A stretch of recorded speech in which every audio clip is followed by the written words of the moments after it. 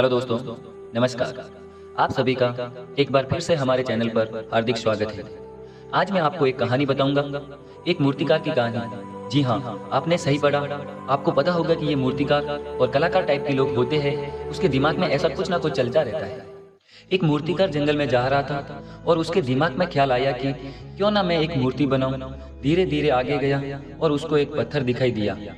वह पत्थर थोड़ा छोटा था, लेकिन वह उसको तराशने की कोशिश कर रहा था। तभी उसको एक आवाज सुनाई देती है कि रुक रुक जाओ, मुझे मत तराशिए। वह आसपास देखता है और वह डिसाइड करता है कि मैं इस पत्थर को नहीं तराश रहा। थोड़ी देर बाद आगे जाता है तो बड़ा पत्थर दिखाई देता है। वह सोचता है कि मैं पत्थर में एक अच्छी मूर्ति बना सकता हूँ। उसने ऐसा ही किया और उस पत्थर पर बहुत अच्छी मूर्ति बनाई। लेकिन पत्थर ज्यादा भारी था और उसको ले जाने में उसको दिक्कत आई। तो उसने सोचा कि मैं 3-4 दिन बाद आ सकता हूँ और इस मूर्ति को लेकर जा सकता हूँ, किसी को साथ ला सकता हूँ। और वह गांव चला गया। जब वह गांव पहुंचा, उसका स्वागत हुआ, क्योंकि गांव वालों ने एक मंदिर बनाया है और उसमें मूर्ति की स्थापना करना चाहते हैं।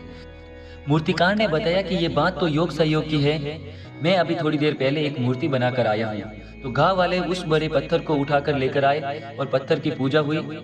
तभी पीछे से एक बुजुर्ग ने कहा कि हमें एक और पत्थर की आवश्यकता है, क्योंकि नारियल फोड़ने के लिए भी तो एक पत्थर जरूरी है। तो उसने कहा कि मैं वहां एक पत्थर छोड़ कर आया था, उसको भी लेकर आइए। अब आप देखिए सहयोग कैसा है कि दोनों ही पत्थर एक ही मंदिर में विराजमान थे। दोनों ही पत्थर एक ही मंदिर में विराजमान थे। एक पत्थर जहां उसकी पूजा हो रही थी और दूसरा पत्थर जहां नारियल फोड़े जा रहे थे, क्योंकि उसने परेशानी का मुकाबला करने से मना कर दिया, क्योंकि उसको वह प्रतिरोध और प्रताड़ना झेलनी पड़ती। क्योंकि जब लोहे को तराशा जाता है तो उसको पीटा जाता है, कूटा जाता है, सोना तभी सोना निकलता है। तो अगर आप इन चीजों से दूर भागते हो तो कहीं ना कहीं आपको मंजिल मिलने में काफी वक्त लग सकता है। कुल मिलाकर इस कहानी का यही उद्देश्य था कि कोई भी परेशानी आए लाइफ में, उसका हमेशा सामना करना चाहिए, उससे भागना नहीं चाहिए। मुझे पूरी उम्मीद है कि यह कहानी अच्छी लगी होगी और इस कहानी से भी आपको अच्छी लर्निंग मिली होगी। अगर आप ऐसी बहुत सी कहानियों को जानना चाहते हैं तो आप बिल्कुल सही जगह पर है और यहाँ आपको ढेरों सारी कहानियाँ मिलेगी जो आपको लाइफ में आगे बढ़ने की प्रेरणा देगी और आपको एक असीमित ऊर्जा भर देगी। दोस्तों, इस कहानी को ध्यानपूर्वक सुनने और आपका कीमती समय देने के लिए दिल से शुक्रिया। जय हिंद, जय भारत, जय हिंदुस्तान।